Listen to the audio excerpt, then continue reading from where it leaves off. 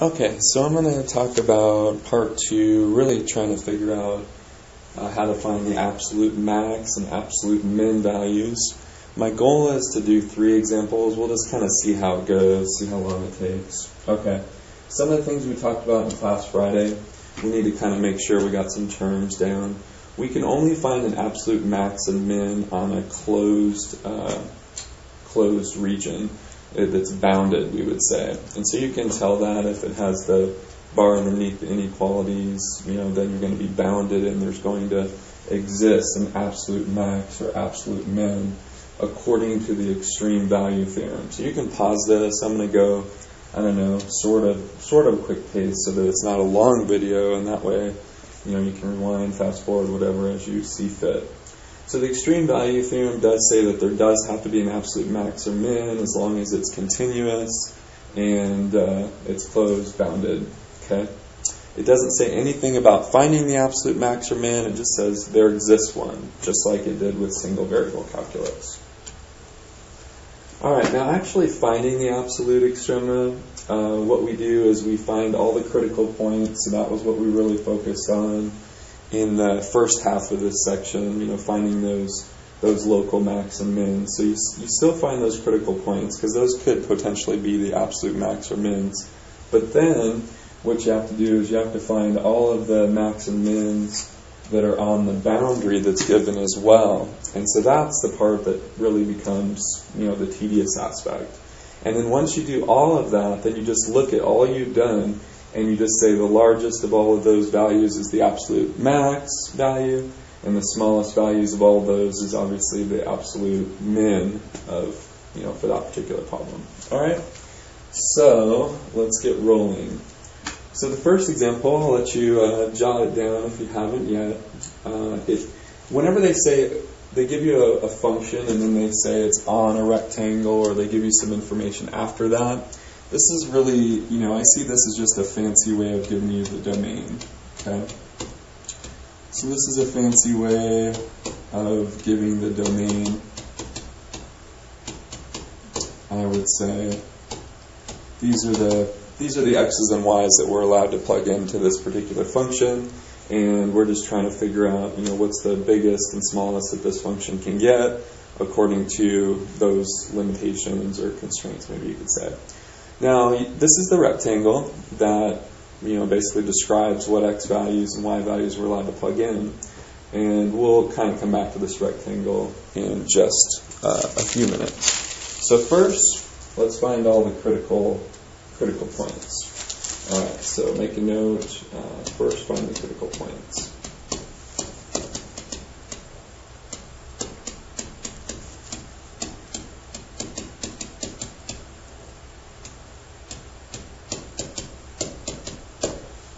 Alright, so you guys know to find those, we do the partial derivative with respect to x. So that turns out to be 2x minus 4xy, and partial derivative with respect to y turns out to be 8y minus 2x squared. And you guys know how to do that pretty well. We set each of those equal to 0.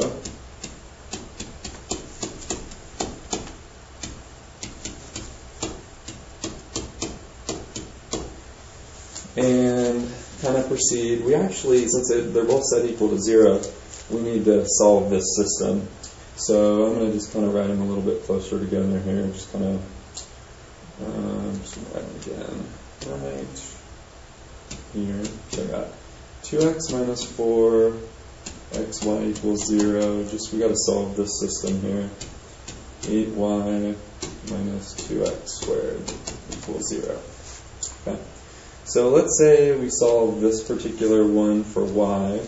So if we do, then we'd have, 8y equals 2x squared, then of course divide by 8. And so I think you guys would agree that we'd have 1/4 x squared. Alright, so then we can go ahead and plug that back in to that first equation. So we can go ahead and plug that in right there. So that's going to be 2x minus 4x. Instead of y, we're going to go ahead and put our 1/4 x squared, and then equals 0. Work this out. We got, just simplify a little bit. So 2x minus x cubed equals 0. And then we just factor it. So take out an x. And when we set each of those equal to 0, we would get x equals 0. And we would get x equals plus and minus radical 2. So I'm sure you guys are great at that. Problem is that this one, the plus and minus radical 2, is outside of the boundary given. Because we're only allowed to go from negative 1 to 1. So this is outside of the boundary.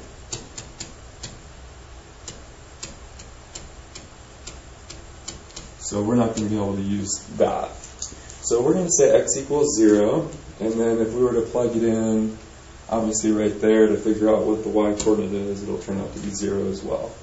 So I'm going to go to the next page here. So 0, 0 is the critical point. There's only one.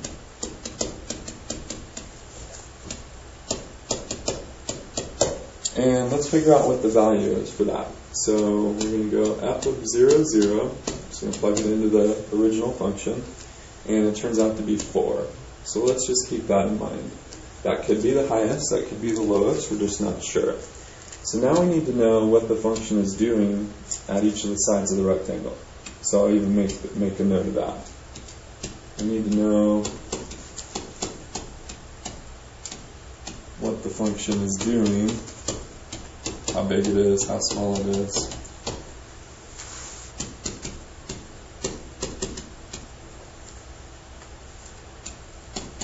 Along each side of the rectangle.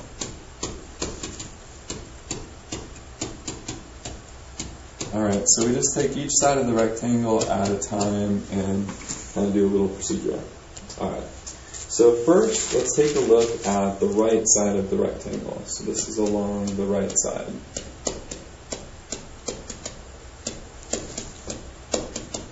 Now, I think you guys would agree that along the right side of the rectangle, that x equals 1, remember that initial rectangle, and that the y values are allowed to be between negative 1 and 1. So again, just kind of remember that rectangle that we had here. I'm talking about this right side. Okay. So what we're going to do is we're going to define a new function.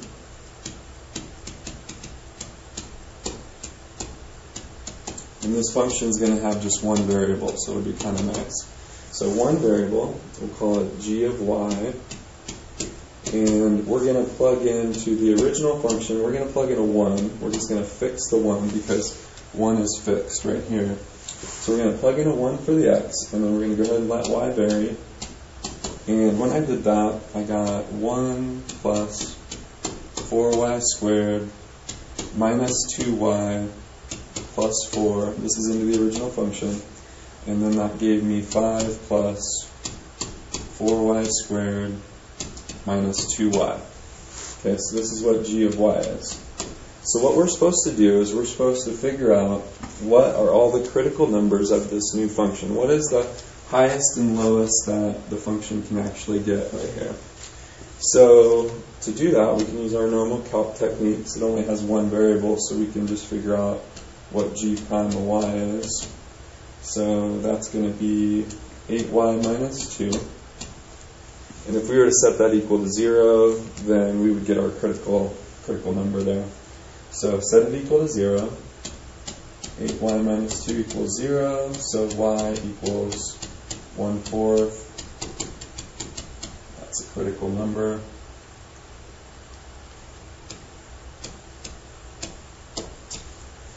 And what we want to do then is figure out what's the value of that critical number. So let's do that. So let's say, what's g of 1/4? And so we plug that in. We can plug it in. It's a little bit easier to plug it in right there. So g of 1/4. And I got 4.75. Okay.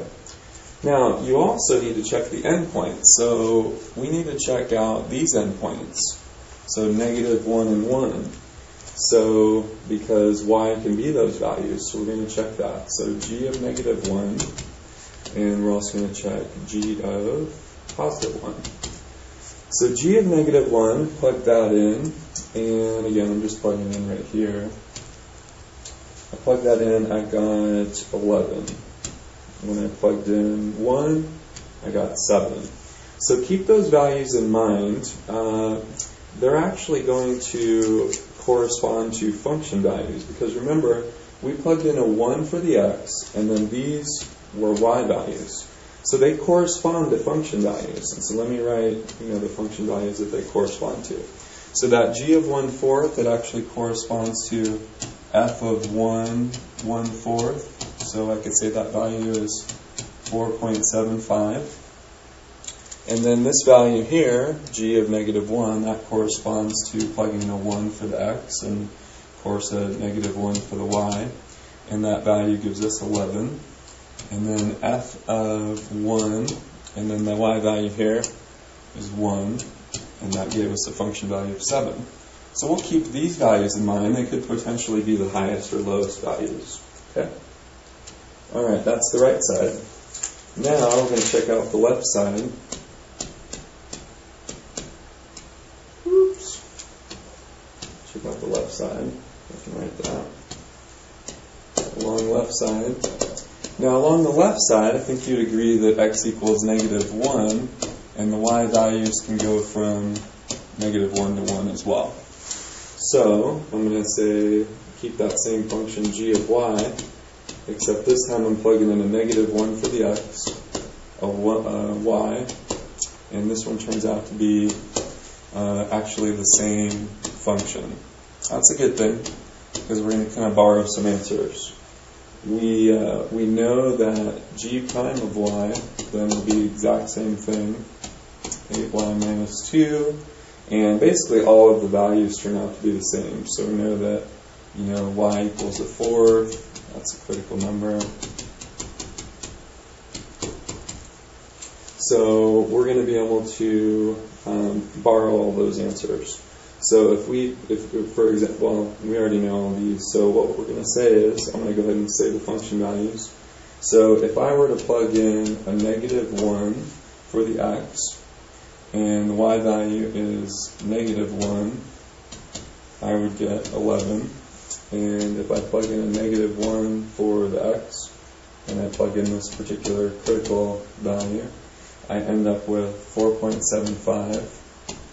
And if I plug in negative 1, 1, and I end up getting that value that I got before, which was 7. So these are some values to keep in mind. Okay?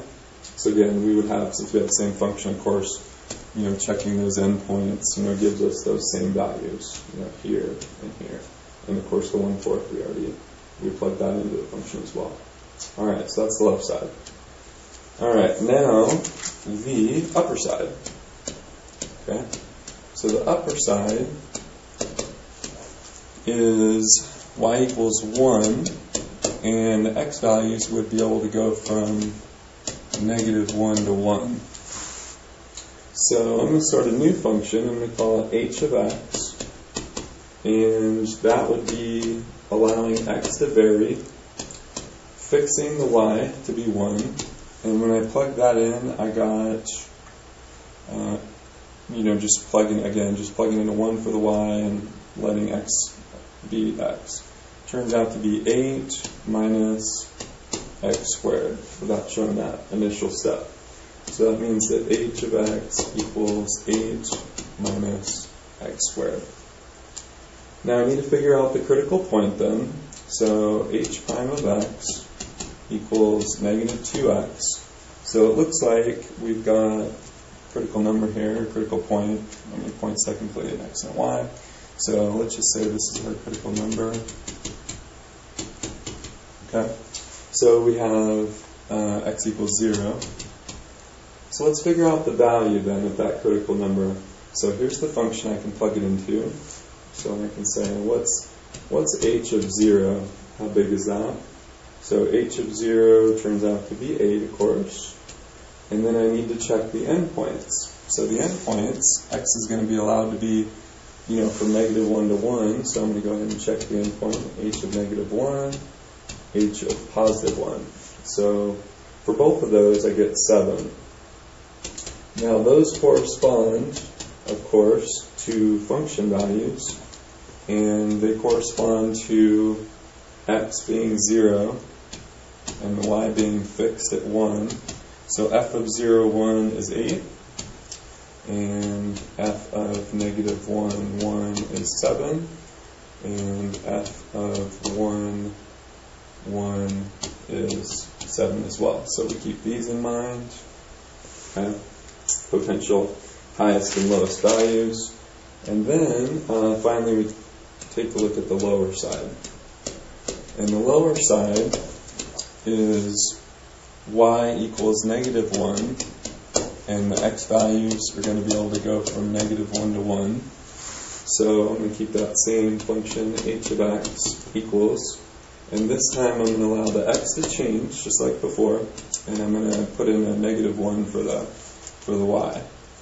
Alright, so this function turns out to be, when you plug that in to the original, is 3x squared plus 8.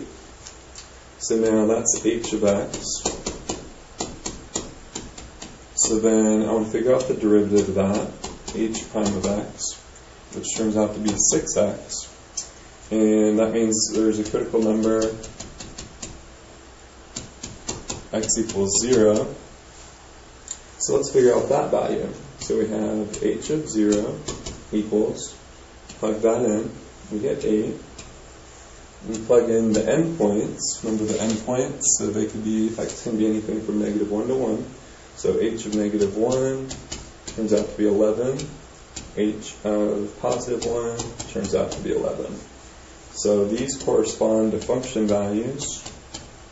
And so this is a function value f of 0, -1, which is 8. And this one is corresponding to f of -1, which is 11. And this one, of course, is corresponding to f of 1, -1, which is also 11. Alright, so we basically look at so the final step to this incredibly tedious process. They won't all be this long.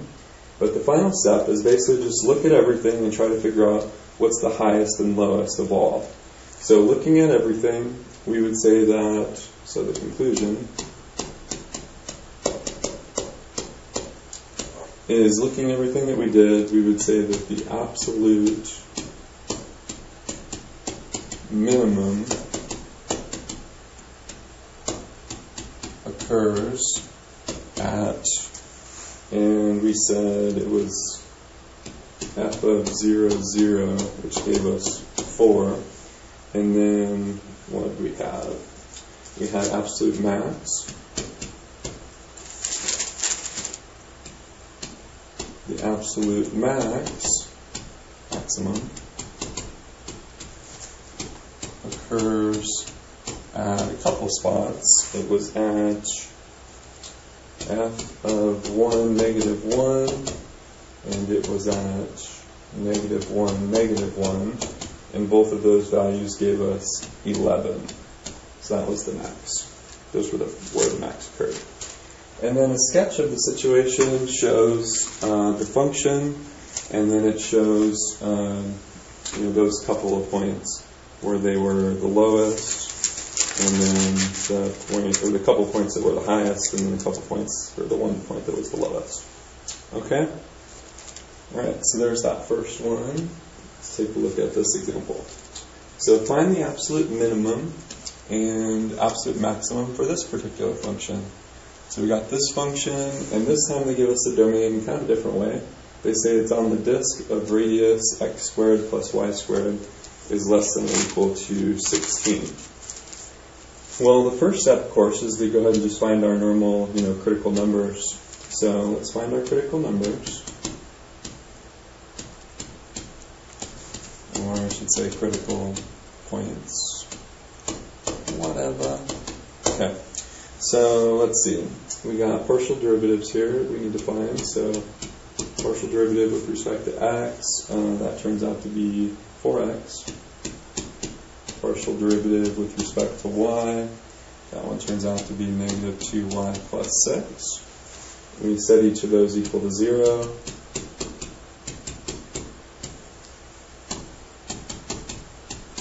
And of course, we get 0, 3 as the critical point. Okay. Now we want to just see what the value is at that critical point. Maybe it's the highest end or lowest. So let's plug it into the original function, see what the value is. So we plug in 0, 3 right here, and I got 9. So let's just keep that in mind. Okay. So then we do, all the tedious stuff. So we check the critical point, which actually turns out to be 0, 3 turns out to be inside of this circle. So we got a circle with a radius of 4. That's important to recognize, of course. So it's inside. So all we need to do is we need to check now the boundary itself and see if maybe somewhere on this boundary the function gets a little bit higher or lower. So that's our next order of business. So let's check the boundary.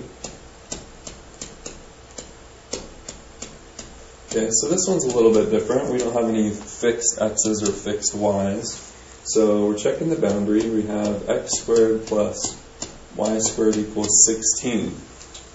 So we can solve for x squared. We're kind of keeping in mind our original function, seeing if maybe there's something we could do to rewrite the original function, so maybe we just have one variable. So if we were to solve this for x squared, let's say x squared then would equal 16 minus y squared. So our original function, so we can go ahead and substitute that into our original function. So I'll make a little note. Substitute into original function.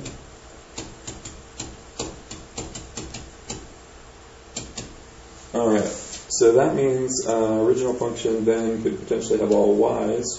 So I'm going to call it g of y.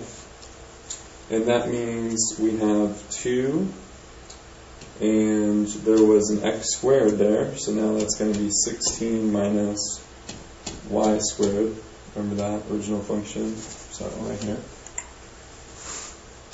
And then we got minus y squared plus 6y. So we do a little simplifying.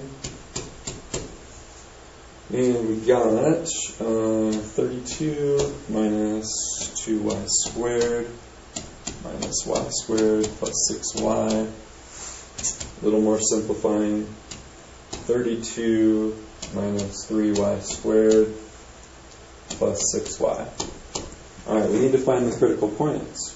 So we can go ahead and find the derivative of that. So that's g of y. So let's go ahead and find the derivative. So g prime of y is equal to negative 6y plus 6. And let's go ahead and go to the next page to finish that one out. So set it equal to 0, and we get y equals 1. Okay? Now y equals 1, we're going to go ahead and figure that out. So this is the critical point or critical number at this point. And so then what we're going to do is find the value. So let's see what we get. So we got, and again we're plugging into our g of y. Let me just write the g of y again here. 32 minus 3y squared plus 6y. So let's see what we got. So we got g of y1 is equal to 35. Now y can be the range for this, for the y values, remember because of the circle, the y values can go from negative 4 to 4. So we got to consider that. So we got to check the endpoints. Okay? So we're going to say g of negative 4, which turns out to be negative 40, and then g of positive 4, which turns out to be 8. And then this is a little bit different because we have to figure out what the x values are that go with this. Last time we had a fixed x, so it was a little bit easier. So now we need to figure out, what are the x values, so we actually have points to go with this. So pretty easy. The way we would find the points, of course, is using x squared equals 16 minus y squared, and we just plug in each of these y values. So let's go ahead and do that. So if y equals negative 4, then we would have x squared equals 16 minus a negative 4 squared, which would give us 0. And if y is positive 4, then that would be x squared equals 16 minus 4 squared, which would also be 0. And if y is 1, it's showing a lot of work here, x squared equals 16 minus 1 squared, and then we would have to actually, this one we'd actually have to take the square root to actually solve for x. The other ones were easy because they were 0. But this one we'd actually have to solve for x. So then we'd have x squared equals 15. So x is plus and minus square root of 15. Okay? Which is plus and minus, about 3.87. So it's within the boundary. So we should check that out and make sure. Alright, so we've really got all the information we need. We can just say where the max and min occurs then. So we've got, let's kind of put our x's and our y's together.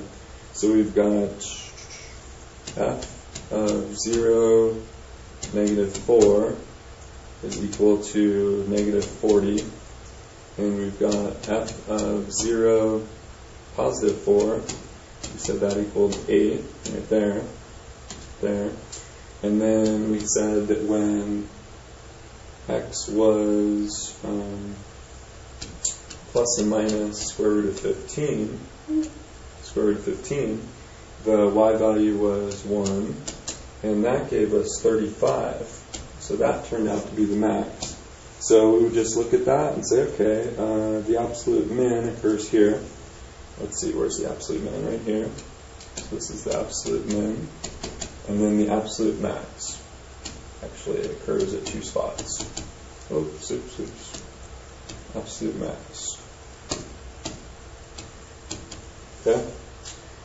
And picture of that. Okay? And that's just under, it's 28 minutes. I'm going to try to squeeze one more in real quick here. Alright. Example 3. We've got a rectangular box without a lid. We're going to make it with 12 square meters of cardboard. Find the maximum volume of such a box. Okay. So your box would look like this. You would label it. You got X, you got Y, this side. You got your Z, you could let it be that length. And then you're basically looking at surface area as well as volume. Okay, so volume equals X, Y, Z, of course. And we want to maximize that volume, right? So let's use the information that they give us for surface area. Would you agree if we took the sides that we would have a couple of the sides that were YZs? We'd have a couple of the sides that were, XZs, and then we'd only have one that was actually an XY, because we don't have a lid this time. If there was a lid, then there would be 2 XY, but there's only going to be one. Alright, so this is what we got. We said it equal to 12, because that's our surface area that was given. So what we're going to do is we're going to solve for Z, because what we'd like to have is we really need our volume formula, this one here, we need this one to just have 2 variables, because we've been working with just 2 variables. So we solve for Z, so a little bit of work there. Solving for Z, hold on here, I don't want to do an equal sign, just want to say we're solving for Z. Alright, so of course put our Z's together. I mean, you guys know how to do that. I guess I'll show a little bit of work there, but solve for z, subtract the xy over, factor out the z, and then solve for z. So we get z equals 12 minus xy divided by 2x plus 2y. Okay? And then that will help us because we're going to take this z value and we're going to plug it into our volume. Because remember we have volume equals x, y, z. So now we're going to plug it in for that. So we're going to say that volume now equals x, y. And instead of the z, we're going to go ahead and put 12 minus, what did I say it was? 12 minus xy over 2x plus 2y. Okay, so that's what we got. Sorry for the goofy let's see. Alright, so slightly cleaned up. Let's just multiply some things together. Go ahead and distribute the xy, basically to both of those. So this is going to be 12 xy minus x squared y squared over 2x plus 2y. Okay, so at least we have a function for volume that just has two variables. So now we're just doing the same thing we were doing before. We're just trying to find the maximum of the function. So we're going to do actually the day one kind of stuff for the most part. So we're going to need to find the critical points. So we're going to need to find the partial derivative with respect to x, and we're going to find the partial derivative with respect to y. Okay? Alright, so if we do that, we actually use the quotient rule. And so I'm actually not showing the work for that, but you're going to have to use the quotient rule. And it's a little bit of work for sure. It's going to be some serious steps, but I'm not going to be able to show that right now. So quotient rule, you would get y squared for with respect to x.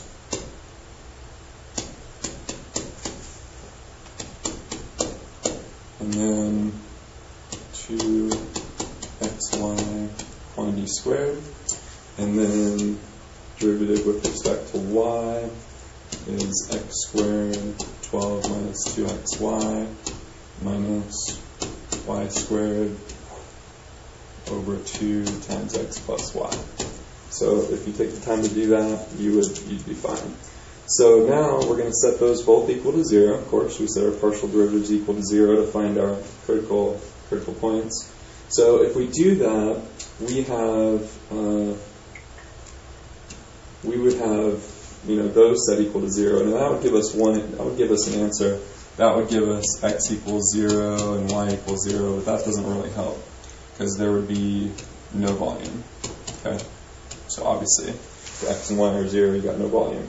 So what we do instead is then we say, well, look at the rest of it. If we set this part equal to 0 and we set this part equal to 0, that also would make the partial derivatives equal to 0. So we'd have 12 minus 2xy minus x squared equals 0, and 12 minus 2xy minus y squared equals 0. Now, if both of those equal 0, logic would tell you that all of this is exactly the same. Even the negative sign is exactly the same. Oops, I didn't want to do that. And so that would imply that x squared is the same thing as y squared. It would have to be. So x squared would equal y squared, which would also tell you that x and y are going to be the same. So that's important for us, that x and y have to be the same for us to, that for it to be a critical point. So what we can do is we can substitute the x for y into one of the partial derivatives and then try it again. So actually we can plug it into one of these guys. It'll be a little bit quicker to see what's going to make it equal 0. So I'm going to do that on the next slide. So I'm going to just go ahead and take the y value that equals x and go ahead and plug it in. So I'm going to say substitute into partial derivative, or part of the partial derivative.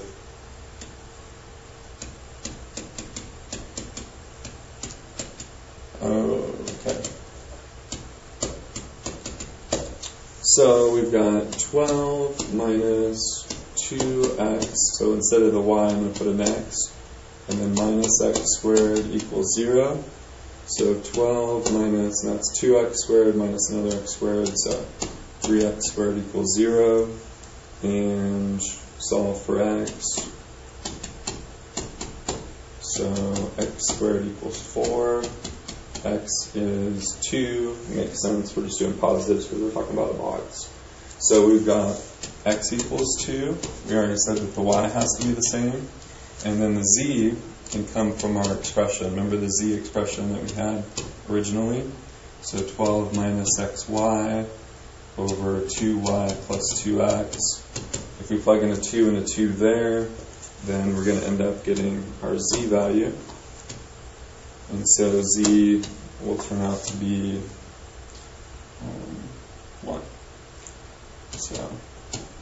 So our dimensions would be 2 by 2 by 1.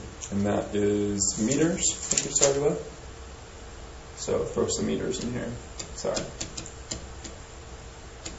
And how do we know that that's our max? Because it makes sense, there has to be a maximum. And so we don't really have to do the second derivatives test or whatever to see if that's a max or min. We only had one critical point, and so that critical point turns out to be a maximum. Actually, we had a 0, 0, which was our minimum, but this will be our maximum. Alright, so that's it. Hopefully that helps a little bit.